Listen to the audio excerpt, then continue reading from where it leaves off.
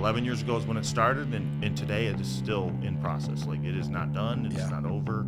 Yeah. We're still on the journey. If you win, they win, we win, the client wins, everybody wins. This is Designing Leaders, the podcast where simplicity meets leadership. I'm your coach, Desi Maynor, your guide on this journey towards effective and efficient leadership. Here we unite theory and practice, bringing you actionable insights from the front lines of leadership. From boardrooms to sales floors, we're breaking down silos and fostering teamwork. Every episode is a new step towards absolute accountability and clear communication. I'm your host, Desi Maynor, and let's dig in. Good Friday.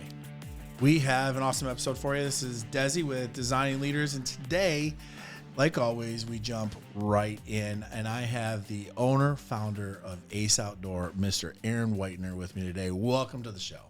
Thanks for having me. Heck yeah. So I don't like to go with a bunch of fluff right off the bat. I just say, let's just dive into the deep end right away. Okay. So we invite on here small service-based business owner operators, and we talk about their story. We talk about challenges, wins, losses. What have we learned? All of the things.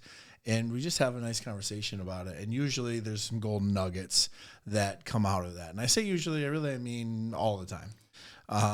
So that's what we're going to do here today. So let's kick this off. Owner, founder, Yes. operator, 100 and something employees. Yeah, so, whew, big stuff. Lots of things going on.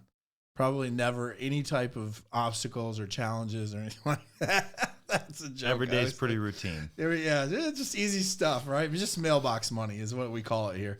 Walk us through, like, how did you get started with Ace Outdoor? Where did that idea even come from? Essentially, it was more or less just being the kid of the neighborhood. So I started just as the local lawn guy in the neighborhood. Yeah. And then that was about 14, 15. Okay. And then as I got older, I just kind of modernized and kept growing and was able to drive, which was helpful in the business model. Expands. Yes, it expands your geographic area pretty quick. No doubt. So that's kind of where it started. And then from there, I just basically, over the years, just continued to grow and build. And there's a lot of things that went into that. Yeah. I had different partners over the years. Okay. And we've kind of just grown to where we are today. Pretty cool. So the journey started at 15. Yes. What got you into even wanting to be a little hustle and grind and make a little cash on the side with mowing lawns? I just always have had that drive. I've been driven since I was young, and it kind of just continued as we went forward. So it was kind of a unique childhood, I should say. We grew up in Swartz Creek, just kind of modern middle-class family. Yep. And then about late 90s, early 2000s, Beanie Babies came around. I don't know if anybody remembers those. Yeah. But that's really where somehow my family got involved with that pretty intensely. Okay. And we became very, very reputable, I guess, in the dealer market for that. So we were dealing in the rarest of ones. Interesting. Yeah, and this was all, I'm 12, 13, maybe 14 years old when this is going on. So I kind of saw my parents driving that, and I saw the fruits of their labor, and I was like, wow, you can do a lot with that. So, Beanie Babies kind of faded off. Our family, continued in that until the journey ended, essentially. Yeah. So then I had to kind of move and find my own way, and that's when I walked into just mowing lawns and trying to hustle and start something from nothing. Yeah, which is so fun. I know how that feels, and we'll dig into that, I'm sure. Take us back to like the first transaction of you going like, knock, knock. Hi, can I mow your lawn? So it actually was kind of a relationship that I had. I don't even remember. I think the relationship actually came through the Beanie Baby thing. Shocker, right? That makes sense. Yeah, a guy had some rental homes down by Kettering. Okay. And he had a number of them, I would say 10 or 12. So he had hired me to mow them, but I wasn't old enough to drive to them. Yeah. So I recruited some family members that could drive, and every other week we would go down there and mow all these houses after school or on the weekend, and that's kind of where it started. So your first transaction was a commercial gig right off the bat. pretty much. Nice. Yep. You saw the painting on the wall right there. Yep. Cool. So take us through the journey of going from you and maybe a family member and getting driven to the job to how many years later and 100+ employees? It's a long journey, but we'll try to make it short. So essentially I started with that. And then in the wintertime, we transitioned it into shoveling driveways. I mean, It used to snow in Michigan, so we used to get snow days. Says the outdoor guy. Yeah, so we used to use that time to go out, take care of driveways, things like that. So if you'd like to snow Michigan, we have Ace Outdoor here for all your needs.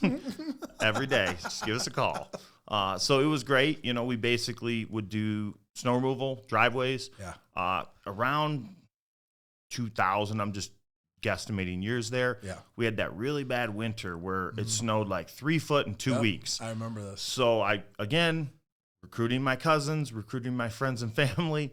We went into the city and we did snow removal on driveways and then transitioned into snow removal on roofs because that became a big thing. Oh, yeah. So that much. Yes. So we took probably 2 or 3 weeks, worked very, very hard. That's probably some of the hardest work you will ever do is clearing 3 foot of snow off of a roof. Oh my gosh. Yeah. And then shoveling around the house so it doesn't flood in the spring. It's some work, but I was a little younger, better shape then. So it was good. And I was hungry. Yeah. So essentially that's what we did. And that's where I created the ability to finance the start of ACE. And then from there, in around about that 2001 range, I started ACE Lawn Care and Snow Removal. And that was the original name. And I ran that from 01 to 08-ish. Okay.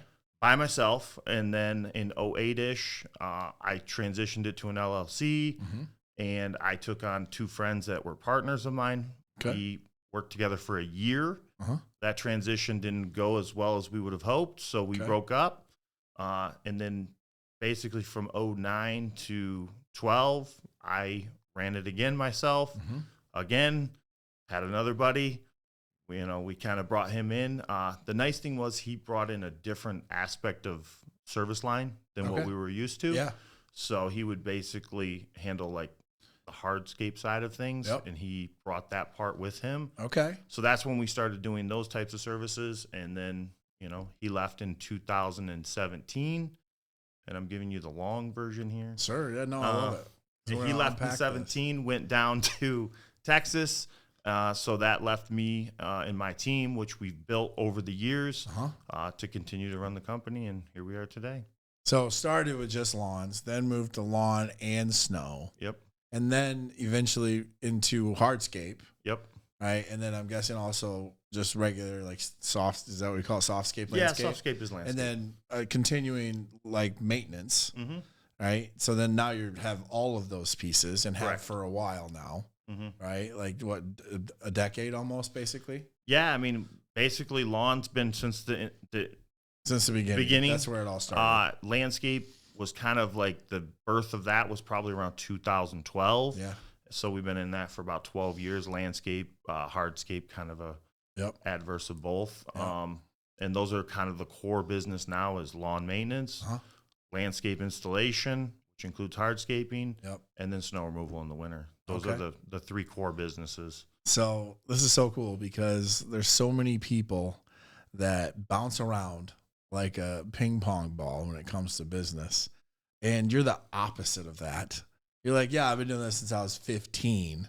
Like, I mean, pretty much professionally since you were 15 years old, which is awesome. Talk to us about like sticking with the same thing for that long. It was more just a passion. I enjoyed doing it. I still to this day enjoy doing it. What I did then and what I do now are very different. But, let's talk about that because this is a key value bomb for, all owner operators. I say all the time, like what got you to where you are will usually be the thing that holds you back to the next level that you want to get to. Because most of the time, just like you were like, I did the work, but then you reach a point where it's like, it's bigger than you doing the work. Yep. And now other people have to do the work. right, along with you. And then before you know it, the next level is they do most of the work and you are just there to guide everyone. And that is much different than mowing the lawns, installing the landscape, all those types of things. So talk to us about, like, what was that transition? Like, was there a tipping point where it was like, I can't actually do the work anymore. It's actually holding us back while I do the work. It's not one instance where it just flipped a switch. Yeah. It's basically building a team over time. Okay. So I mean, I have people that have been with me 10 plus years. Mm-hmm. And we have people that we hired probably in the last couple of months, working in the company. Yeah. So basically it's building that team around you. And then when that team's ready, that's when you can transition some responsibility to them. Yeah. And then continue to build the team around you, keep transitioning until you get to where you want to be and where the company can support itself. Yeah. Without your every decision being part of the operations. No doubt. So within that realm of, you said, build the team over time, and then when they're ready, you can start to do that. How did you know someone was ready? They take it. Okay. How? Give us an example. I mean, an example might be, off the top of my head, obviously, so I'll just talk about snow operations because we were here. So I ran snow operations from I was in the truck plowing to I was in the truck plowing, running the operation with 10, 15, 20 other people out working with me. Yep. To, basically command center in the office where I'm running snow by myself. Maybe there's 50 people out working in the field at that point. Yeah. And then there's step 3 is where you're bringing somebody in and you're training that person on what you're doing, how you're running that operation. Mm-hmm. And then from there, that's when they're going to start just taking it over naturally. If they're the right person, they're the leader that you want. They're going to pull that away from you and say, hey, I got this. Now, we keep an eye on things until we feel we're comfortable and confident. For sure. Everyone needs good accountability. To take it over, and then after they take it over, you put metrics in place to make sure that it's going to continue to be successful and continue to grow. For sure, but that's essentially what we do, kind of in all aspects. of the business. A key trigger that I'm hearing though is initiative. Yes, like you're majorly looking for that when you're bringing in a leader, when you're training a leader, anything like that. Because I love it because that was a quick answer. I was like, they take it. Which I love. I mean, initiative is just so incredibly important. It shows that buy-in, it shows that drive, and it shows like they're trying to prove something also, which is a good thing, right? Because they're trying to perform better.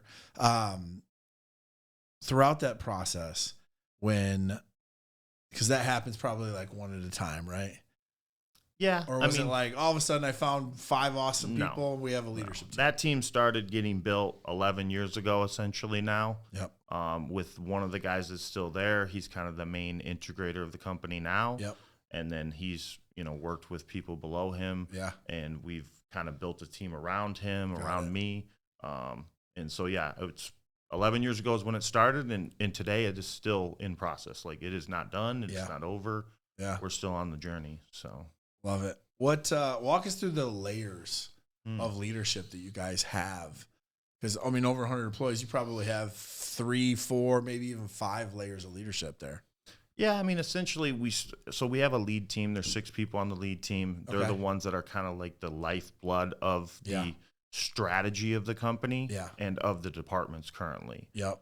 Second tier would be like kind of your middle management. Yep. Those are all your operations managers, your salespeople, everybody that's kind of middle of the road.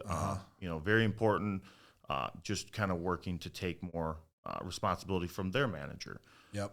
Build that trust, build that dependability, I guess. For sure. And then from there, we go down another click on the ladder, and that would be your field leaders. So some people call them foremen. We call them crew leaders. And then from there, your technicians, which are your guys on boots on the ground. Your frontline. Yeah, your frontline guys. So there's really 4 layers from top to bottom. So it's relatively small, very, very adaptable. I can still talk to everybody in the company in the same day, Yep. Love it. So good. I want to go back and see, like you said, you just always had that drive. Where do you think that drive came from?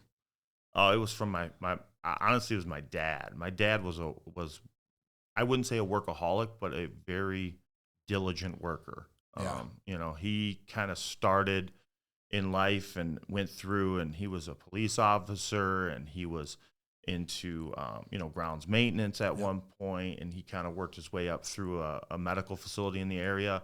Kind of went from blue collar to kind of gold collar to white collar. Over a few decades working there. But I got to see that transition happen, and it was definitely from him. And then would you say you got that kind of entrepreneur bug from like the Beanie Baby side of things? So that's my mom. Okay. That's my mom. So my dad was the driver, and kind of he liked the corporate world, kind of stay in the safe lane, I guess I would call it. Sure. Yeah. And my mom was a risk taker. She still is to this day. And she was one to always just kind of have little ideas and things going on. I'm going to go over here and do a thing. You got it. You got it. And fortunately for her, some of those things worked out really, really well for her. So it was really fun to see and be a part of. And I learned a lot from both of them in those regards. Yeah. It's crazy because I always say, I'm an entrepreneur, obviously. And like, I'm the only one, like very few. I think my cousin is like a little bit, but not like a actual like service business. Like he makes films, he does a lot of side gigs and things like that. But I'm pretty much the only one ever to be an entrepreneur, at least this young. Okay. Right. Which is crazy because my parents like General Motors, like to and through, right? Like my mom cleaned houses. So, I guess, it was that's like entrepreneurial. It was like tiny solo, like, I don't even know if it registered in the, the things to have to give the man money, if you know what I mean. But yeah, it's so interesting because you usually do what you see. So like in yours, like you did what you saw, right? You saw consistency and hard work from your dad. You saw a little side hustle and, entrepreneuring from your mom. And you were like, I'm just going to mix the two. And that's what ended up, right? And because now that I've heard about your dad, you can easily see where sticking with one thing for so long came from. Right? Versus bouncing around. Your bouncing around was going from lawn to snow to hardscape to to all of the things. That was your bouncing around, quote unquote, which is absolutely great. What would you say are some of the biggest obstacles that you've had to overcome going from, the proverbial one man in a truck, or for you didn't have a truck, you couldn't even drive, right? I'm like, hey, I'm going to drag my mower over to you, to, being able to be the more visionary type of leader that you are now. There's a lot of obstacles that have been in the way. A few probably, obviously that first partnership was a great lesson learned. Okay. It was short-lived, but I will tell you the lessons that were learned in that were invaluable. Okay. So that was a super good, roadblock that I overcame that kind of became a lesson, kind of school of hard knocks, I guess. What are some of the core pieces that you learned there? They were more business savvy than I was. So they were educated in college, I guess I'll call it. Sure. I didn't finish. I basically graduated high school and I didn't go to college. So you started doing business. So I started doing business. I was more kind of going down that track. Which you probably would have never called it business. No, back then it wasn't. You were like, I'm trying to make money doing the thing I know how to do. Yes. That was the first decade of ACE, basically. For sure. Yeah, man. Was just, let's see where this goes. And I love that you just say it like that, because most people are like, oh yeah, I had it all figured out right from the beginning, which yours could sound like, honestly. Because you're like, I started at 15. I've been doing the same thing. It's like, oh man, it sounds like you had that plan from birth. And it's like, no, not really. The first decade, I was just trying to figure this thing out, like in general, of like, oh, you'll give me money to do that? Yeah. Well, yeah, I'll do that then. Yep. That's exactly how it was. And then before you know it, there's some themes. And it's like, oh, I'm getting kind of good at this thing. And you learn more and more things. But walk us through in this partnership, what are some of the things that you learned? I would say that, obviously just the rules of business. I learned a lot about that. Yeah. I learned a lot about finance and accounting. Yep. What to do in a partnership, what not to do, how to create one that's going to be, amicable for everybody. Yeah. So there's just a lot of lessons learned. I can't say specifically it was, sure, almost 15 years ago now. But, there was a lot of lessons learned, and that was kind of the first real hurdle, roadblock tough kind of like business, real life situation that was I had kind of got like myself the in. welcome to business You got kind it. of thing. Yeah. Yeah. Like when I first stepped on the first like NFL tryout, it was like, welcome to the game.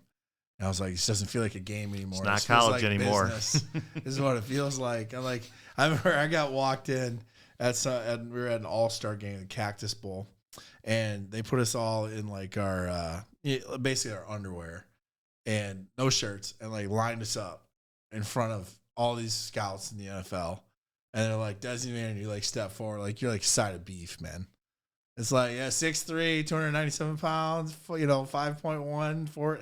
And you're like, this is so weird.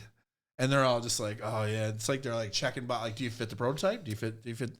It's crazy to think. But yeah, first intro to business, no doubt. Yes. I always go with sports analogies. Like that's a good analogy right there. Yes. That's where I sports and business are very, very similar. Oh, they are. We're it's coaching. So great to hear you say that because, man, so many people, they don't see that connection. Like, and that's like what I do is like I always say like I help people run their businesses like professional championship sports teams. Yep. It's so similar, but people miss that so often. But I love that.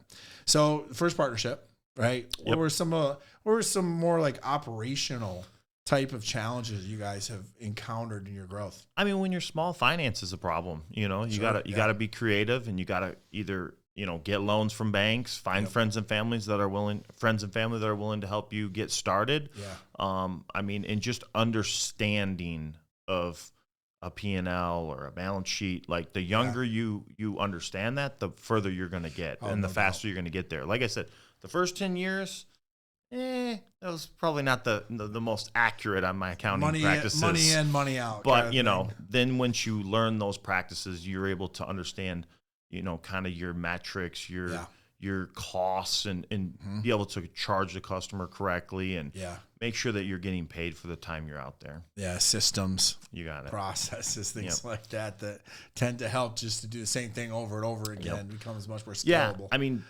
that long ago, they didn't have as many software options for our industry as they do now. Yeah. So, implementing software has been a really big asset for us. Mm-hmm. You get a lot of data from that you can utilize once you what start. Levers to turn, and what to turn up, what to turn down, how to hold people accountable. You got it. Yeah, all those types of things. It's crazy when you start to, at least like there's a couple schools of thought there of like you can run by the numbers, you can run by the people. And I always say, like, don't pick one, do both. There's a time that the mission wins, and you have to accomplish the mission. There's also a time when you need to pay more attention to the team than the mission. Yes. So it's like it's really just a dichotomy to be managed in the middle somewhere. Yes. Because some days the mission totally, right? Yeah, the people are the business for sure. Doubt. In a service industry business, people are the business. But, people need to know when they're doing well and when they're not, and be accountable.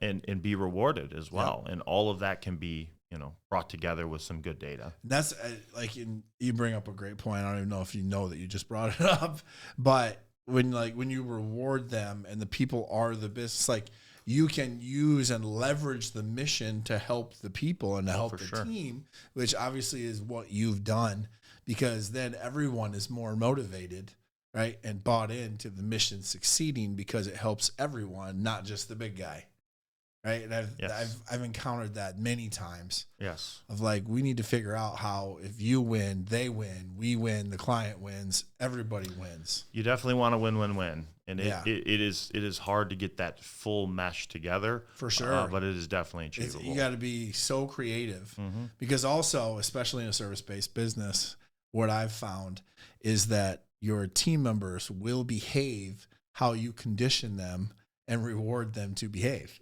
I would admit, yes. Right? Because like we're humans, we're going to find the easiest route, right? Like if you teach me to behave like this because you pay me like this, then I'm going to behave like that. So you better make sure that's in alignment with what you're actually going out to do. Yes. Because the way that we're thinking as owner operators, integrators might be is totally different than the way they're thinking of. I'm gonna go to work and then go home. Yep.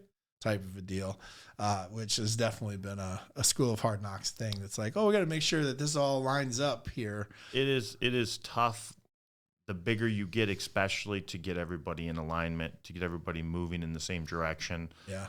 The first 10 years, it wasn't about that, Yep. Even probably the last 15, I would say we've struggled with some of that.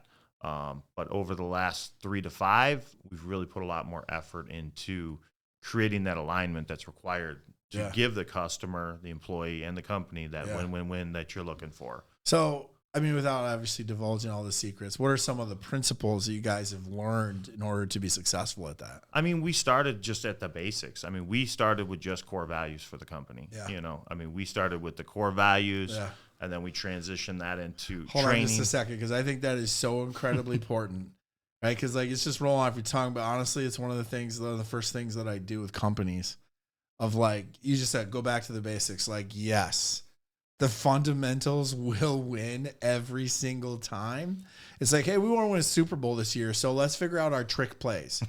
It's no, let's figure out how to run the freaking ball. That's what's going to win the Super Bowl. Simple stuff, right? And that's why it's a massive thing that people need to hear from lots of different people. I'm just listen guilty to it, right? No, I mean, no doubt, man. I mean, me too. Was wait a second, what? Why don't we have these? It's been put in place and it's preached on a daily basis. Love it. And daily. Okay, love it. They have morning meetings. We're putting those core values in their minds, core value of the week, and just basically making sure that they're trying to implement those behaviors throughout the day. Because culture is just a reflection of behaviors. So love that. So let's say that again. Culture is a reflection of behaviors. Behaviors. So good. So use core values to create alignment, obviously strengthen culture. Yep. Right. And at the same time, train behavior. Yep. Right. Because I mean, as cliches that might sound like, that's what we're doing is training human behavior. Yeah. I mean, they're going to behave. A culture is how the actions are. Yeah, I always say actions create culture. I think it was Seth Godin maybe, but basically it's people like us do things like this. Okay. Like that, it was oh, that's probably the simplest version I've ever heard of it. Of on this team, this is how we behave. That's it. That's pretty much what culture is. Yeah. So core values and daily. Yep. Okay. What was the next step after that? So, I mean, that's kind of where it started. It's divulged into, bringing those things into orientation. Obviously some of the things are company related. Some of them are employee related. Yeah. So, the environment you put them in day to day, the safety, that's super important. Yeah. Making sure that's forefront. They go home at night, Yep. With all 4 limbs. Yeah. All 10 fingers are super important. Super important. Super important. So, obviously implementing culture and core values into safety, into operations, into. Okay. So let's dig into that for a minute. Cause I did some safety stuff in the tree industry. Okay. And it was amazing how much I learned about safety and how important it is. And also how humans will disregard it about their own body and the safety of their own well-being. And one of the things I saw there is that industry is predominantly male, which I would guess yours is also predominantly male. It's probably 90-10, yes. Yeah, 90-10. That was pretty much the same in the tree industry. How do you guys battle the egos of, I'm a big tough guy, I don't need to XYZ. Take that safety precaution, basically, because I know how to do this, or I've been doing this a long time, or all the excuses, essentially, to be I don't care if it's your 1,000th year, we still wear safety glasses or whatever the thing is. I'm just making stuff up, basically. Yeah. I mean, I think it's just a matter of getting the herd mentality.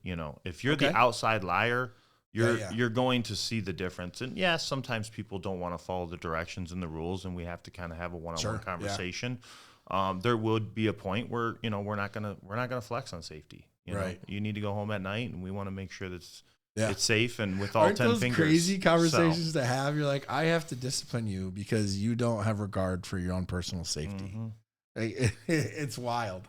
They get immersed in the job, and they're passionate about it, and they're good at it. Yeah, and I understand that, but at the same time, in a company like ours, we want to make sure that everybody's safe, and that they're basically making sure the people around them are safe as well. So that herd mentality, getting the vast majority of people on board, are other people saying, "Hey, don't forget about your Yeah, I mean the manager, like that kind of those that yes. That's a natural thing.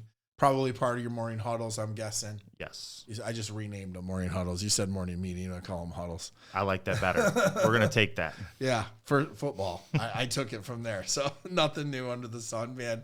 But that's so good. I wanted to just dive into that for a minute because I had noticed it. And it was very interesting to me. I mean, there's people one-handed chainsaws all the time, and they're just so close to electricity and all of these things. You're like, what are you doing? Why do I have to care about your body more than you do? Yes. But that's interesting. I like that herd mentality. Okay. Yeah. So you're starting to trickle that down, right? So you Yep. got your core values. We're dove into safety and that herd mentality, which I love. Now, like, what's the next step of increasing that alignment and building that culture? I mean, it's a work in progress. We don't have it all figured out.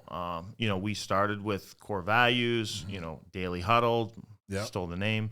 Obviously we're always working to train our managers to be better leaders. Okay. More one-on-one conversations instead of group conversations. Love that.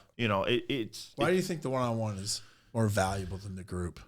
I think it's just more personal. Yeah. It lets them know that you care about them and you're worried about them and you want them to be better. I mean, our industry in general is a growing industry. Like, for sure. Obviously, the pandemic shut us down for a short period of time. Mm-hmm. But when we came out of that, we ended up having just an abundance of workload that was just unforeseen. Yeah. It was good going in and it became really good coming out. Yep. So, it's kind of created a lot of opportunities in this industry for a lot of people. If they put themselves forward and they show that initiation or that buy-in, I guess I would call it, they can learn and grow, and they have opportunities that are endless in this industry. So, safety, training, all those things are going to be on the forefront of that. One of the most common pieces of feedback or suggestion that we get when we're doing like group trainings. So we'll do like middle managers, a group of them, right? Because much more cost effective and efficient. I don't like to get above like even 7 or 8 because it goes from small group to like large staff kind of deal. And I definitely don't like the large staff, right? Because they're usually being force fed. But the number one piece is, hey, can I get more 1-to-1? Okay. Always, because they have like a specific thing that they probably don't want to, raise their hand in front of the group. And so I found the same thing that they want that one-on-one so they can actually ask that question or say, hey, actually, I want to talk to you about whatever it is. It just seems like they get that personal touch and they always want time with the boss, right? Like that is the number one. This is crazy. The Gallup World Survey for 23, all about like employee retention and engagement, said that the middle manager speaking to the frontliners every day was 70% of the variant of employee engagement. Wow. I was like, that's 70%. Like a lot. And so I was like, all right, easy tip, guys. Talk to everyone every day. Mm-hmm. Right? Like hopefully a middle manager's team shouldn't be much bigger than 10, 15, ish, somewhere around there. It's like, you should be able to at least say hi, good morning, or thanks for what you do. Or, hey, don't forget to put the grass over there, like whatever it is. And I'm like, that could change things by 70%. Yeah, that's worth the time investment, right? Every morning. Crazy. You know what I mean? Yes. There was so much in there. It was another one was leadership can equate to 13 times the performance level of your team. Wow. 13 times. Well, most people quit because of their manager, so it makes sense that it could go the other way. So let's go there. What kind of measures do you guys have in place for that type of a deal? Like knowing, I guess here's the question. As the boss of the whole thing with 100-something people, how do you know employee number 99 is happy or not and engaged? That's tough. I mean, so we are still in the build out of that process. I mean, we use a software program that can communicate to all the employees at the same time. Nice. It's top to bottom. That's all Beautiful. 120 of them. Yep. So just being, being able to communicate with them. They can text back. They can give us feedback. Nice. That's good. Each employee has 2 annual reviews a year. Nice. So they have a spring and a fall. Yep. So they have time. And then obviously our team's small enough that they can get to their direct manager pretty quickly. Yeah, every day. Every day. Within a couple hours. Yeah, probably, every day. Yeah. So if they have an issue, they can have it resolved pretty quick. Nice. That's so good. Yeah. Because I'm sure that's just a constant battle the bigger you get. Yes, I would imagine. And for them to feel like they're still a piece of something, obviously it's bigger than them, but they also feel valued at the same time, because I know that's a thing, especially with these youngsters coming into the workforce. Mm-hmm. I mean, these Gen Zers, like they'll go pitch their tent somewhere else in like a heartbeat, man. It's the engagement, the recognition, just the training, even accountability to sure. It. I mean, they want to know what their metrics are and what their standards are, totally. and what they're shooting for. Everybody wants to win. So I think just having all that in place and being upfront with it, and then tracking that, whether it's annually, whether it's a weekly morning meeting, and you bring up something that's a bigger, kind of global issue within the company. For sure. Maybe this week weeds are bad. They'll talk about that. So just getting it down to employee 99 to make sure he's getting the same information that employee 2 has. Yeah, that could be that. I think that's the title of today's show, employee number 99. Hey, we got him. That's so key when you look at the trickle. What within that journey of, obviously, I mean, it's like a constant thing. I remember a story just on the path of continuous growth. I want to say it was either Tom Brady or Joe Montana. I think it was like a segment with them. They had just won a Super Bowl. I think it was at least their second Super Bowl. And the first day of practice, they're like working on this super simple, like run zone play, right? Mm-hmm. Easiest thing in the world. They turn around, hand the ball off, right? He took like 6 pages of notes after being a veteran of the game for however many years, winning his second Super Bowl. Took 6 pages of notes, and they took 2 days to implement this one simple run play, because they said the better you get, the harder the simple stuff gets. And I was like, oh, that's what they mean. I almost feel like it gets lost more. Yeah. You know what I mean? It's hard because you make things more complex than they need to be in some cases. Yeah. Oh my gosh. I mean, so much. It's like, I can't remember who said it, but it was like somebody great. They just don't ever stop doing the simple things, regardless of capacity or opportunity. That makes sense. It's like, I just, all I do is eat, clean, and work out every day. Right? No, I probably don't do that because I should, but I'm just saying, like, if you just do like, oh yeah, that's pretty simple. And then 10 years down the road, someone's going to be like, how'd you do it? Stay consistent. It's like, I just stuck to the basics over and over, regardless of any type of opportunity. Mm-hmm. Here's a good question that I definitely wanted to ask. When you're starting out, when you're super small, you have very limited resources to allocate towards tons of options, thousands, maybe even millions of options, right? Like, it's like the world's my oyster. Let's see what's happened. But I only have $10, right? When you start to get more and more resources, human and financial, right? Both of those types of assets. How do you go about making decisions for direction and for opportunities? Because also, the bigger you get, I'm sure there's more opportunities that come your way too. Walk us through some of that decision making and how that's evolved from it was you to it's you and 100 and something others. So now I'll start at the end. So where we're at now, the team makes the decision. So I don't make the decisions for most things on my own. Okay. We have the 6-person leadership team. Yep. That's why they're in place. They all are very accountable and diligent at what they do, and they have a good amount of input into any decision. So they'll basically together, you're like, I think we should go this way. Yep.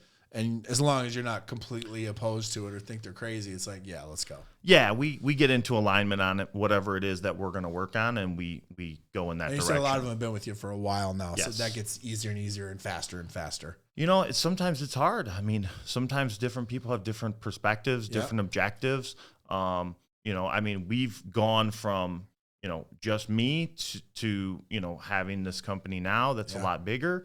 And, I didn't have the formal training or education of how these businesses are run. So we're getting to the point now where it's a completely different day-to-day, different league. Thing, is that I would argue that you had, even though it wasn't formal, like I would argue you had the better because you had experience.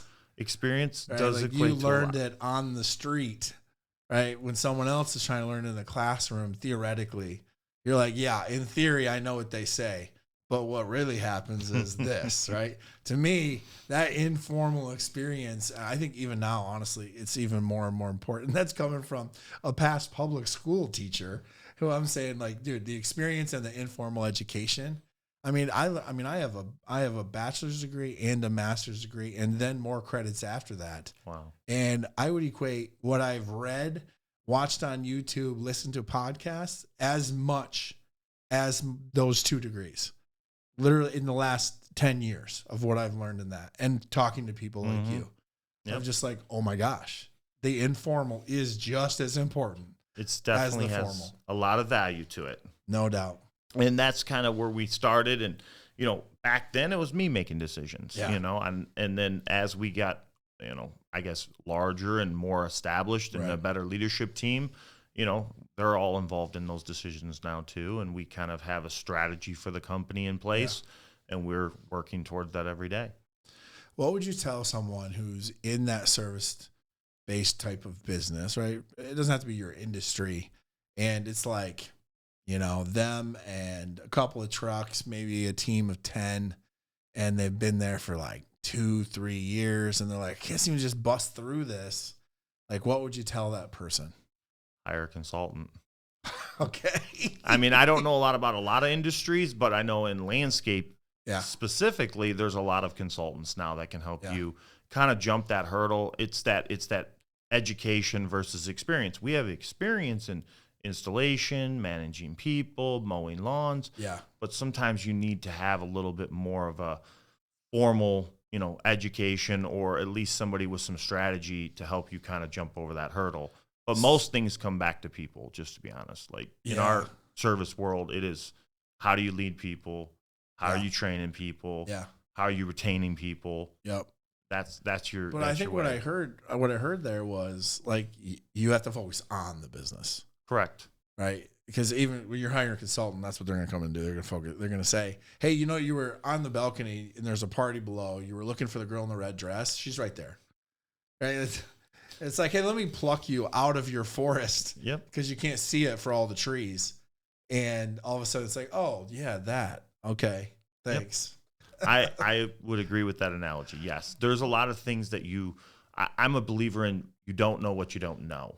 Yeah. So that's where those guys or somebody that's maybe a family friend that's been in business, that's maybe grown a company, sold a company, bought a company, built a company, might have some advice for you to help you get past that a little faster. I think my personal journey, I spent a lot of years in the business. Yeah. And when I was able to kind of pull myself back a little bit and start working on it, it has been a completely different job. It consumes my day in a different way. Yeah. But it's helped us grow and it's helped us kind of get clarity on where we're going to go as a team and as a company. Would you say it's growing not just faster, but like also sustainably and stronger with you working on it? I think so, yeah. Yeah, completely. It's like Marshall Goldsmith wrote a great book called What Got You Here Won't Get You There. Yeah, I think that's like the on-in kind of saga, no doubt. Let's end with this. What is the advice that you would give young little Aaron at maybe 16? So you just got started, and it was like what would you tell him? I don't know if I would have changed much back then. I think that the lessons learned needed to be learned. Yeah.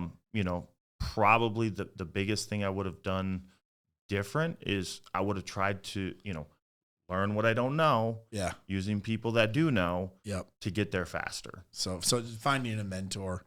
Essentially, I think it's a very important part of business. I always say like you need a mentor, you need a coach, you need like a cheerleader, just some people on your side, and like you need a friend too. Yeah, of course, like, all of those. Usually, things. A friend that is going through something similar, and doesn't need or want anything from you. So like you can actually just be a confidant, essentially, right? You're rooting for each other. They're not jealous of you. You're not jealous of them. It's like, hey man, I get how you feel. I know what that's like those types of things. I think those things are incredibly important. They are. Because I mean, like we were talking off camera, like this game can get lonely quick. It does at times. Because you'll feel like, man, there's all these businesses, but why do I feel like I'm all alone here? And it's like, we should get some people together to talk about, right? But as entrepreneurs, what are we going to do when we get in the room? We're like, hey, do you need X, Y? Like we're like, because we got to drive. We want to help people. We want to do the thing.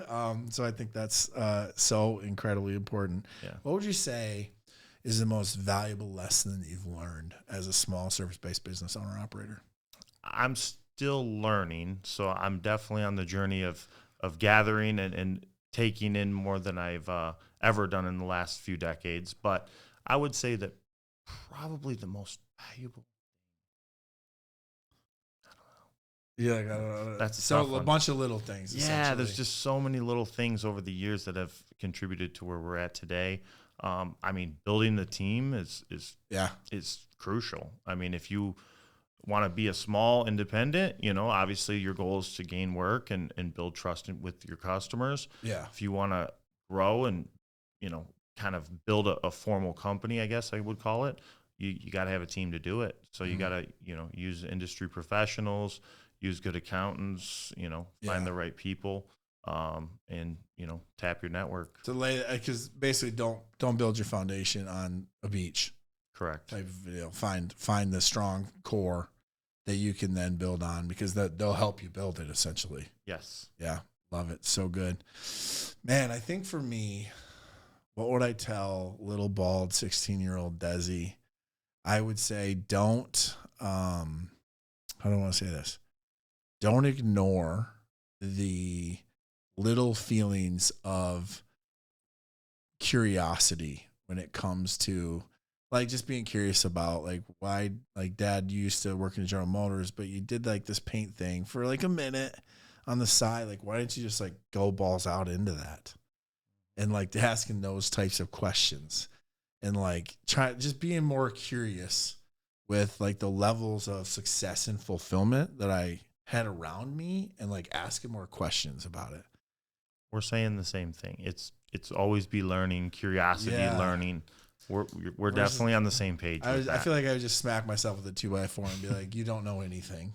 Because it's like, seems like every year I get older, the less I know. Or maybe it's just that I'm just more humble to be like, yeah, that learning that would actually help me. I don't actually know all things. There's a lot to learn out there. Yeah. Let me ask this one, because we're both dads. Right? Yes. You got 4, I got 2. When it comes to leadership at home, as a business owner operator, what are some of the things you've learned over the years, or like a good tip or trick even to balance those things? Because sometimes it's very difficult, right? I mean, in full transparency for me, for sure. And I'm only guessing it can only get worse as the potential of the company gets larger and larger, right? What are some of the things that you guys have found that work for you? For me personally, I mean, I've kind of had that 18-year relationship. Me and my wife were married for 18. We've been together probably 23 roughly. So she's grown up with me in this role or in this business. Gotcha. So that's been super helpful. Yes. She definitely. So you had that cheerleader all along. Yes. Man. I was very, very blessed to have her the whole way. I feel like behind every great entrepreneur is just this warrior woman. There is one there. Yes, for sure. Is one Same there. Here, man. I mean, I wouldn't be sitting here right now if my wife hadn't sacrificed everything that she has to let me go try some stuff. Yep. And because I had a feeling. They're still willing to, is what's amazing. Gosh, they've seen the journey. So that's definitely been a super important factor in where I'm at today. Yeah. She's blessed me with 4 kids. So we're just working together to raise them in a good home and treat them, or raise them in a way that they will, love the Lord. And you got it, to be good little entrepreneurs too, right? Yes. Is that the long game legacy? No, I'm open to whatever the path ahead is. I have a 15-year-old son, so he's the oldest. I don't know. He works with us here and there, and he's going to have his first summer job this year, where he's full time in the business. Yep. probably mowing grass or working in the landscape department. He doesn't get to start at management, right? No, we got to start him. You can start with a weed whipper. Yep, he's gonna be the labor guy. So, for sure. But he's excited. He'll be a part of that, and it'll be a good introduction into what we do, and we'll see where it goes. I think that's a great outlook too, because I know, like in sports, like you'll get a lot of dads and moms that will try to live vicariously through their kids in their sport, right? And it's not usually a good thing, honestly. So that was something that I was just curious about, of how you thought of that with having, 4 kids. Are you building a legacy type of business that you're definitely planning to hand down? Or is it more like, what I want is options, and I want them to have options that maybe you didn't have, right? Or I didn't have. I definitely know that. That's the same way that I look at it too. Of like, what I love for my 2 daughters to take this and run with it, especially as females running a leadership business, that'd be pretty badass, right? But like, if they want something different, I want them to have options to be able to be like, I built this thing, stand on my shoulders and go do whatever it is that the Lord's leading you to do. Cause I'm sure it's going to be awesome, but like, hey, I built a thing that's going to provide you some opportunities that I probably didn't have. So stand on my shoulders, like don't stand next to me, get on my shoulders and use me as a launching point. Yeah. Right. I think is what we all want, but some people have different thoughts, right? Yeah. Because some people have a 12-year-old who's already working in the business who's saying, yeah, I want to take this over, Dad. But it's like, man, maybe you do. It's like, let's just see what happens in a decade, like a lot can happen. But I think that's a very fun to me. I know for me, it was really important to change the way that my family defined work. Because like I was saying earlier, like I'm first entrepreneur basically.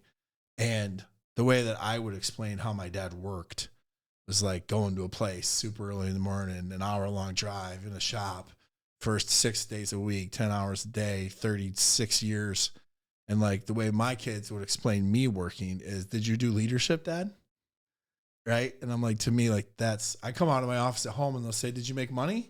And I'm like, that's totally different. And like, just to show them like the world is full of opportunities. Yes. If you just pick a thing and go after it with all your heart. Yep. Or and literally you can pick a thing and stick with that thing. It seems to work out for some people, right? It definitely worked out for me. Exactly. Right. So to me, that's just such a cool piece that, I did the same thing as you. I found that work ethic in my dad. And then the good Lord placed this bug in me, right? After my dad passed, to be like, let's do this entrepreneur thing. And I think there was probably seeds there all along, and I just didn't pay attention to them. So I'm trying to like notice those patterns for my kids to be like, what are the things that I'm seeing that like I could maybe bring that seed up a little bit, a little quicker to grow that type of harvest thing. But super important, and I love it. Yes, I think they're going to follow the path you lead in most cases. Yeah. So yeah. I always say like they're going to do what they see. Yes. But it's always very interesting to be like, you saw it that way, huh? Yeah, I guess interpretation can be different. Yeah, because I mean, I always think all the time, I'm like, man, if I could talk to my dad, I'd be like, so what are your thoughts? Like, you've been watching me. What do you think? I have this gut feeling he'd be like, that's not what I meant, but good job. Like type of a deal. Like, you did what?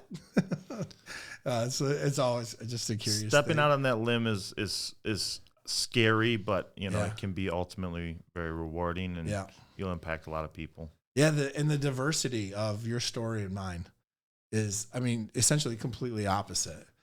Very much, because like I went down this completely planned route, and then was like, yeah, now I'm gonna do something different.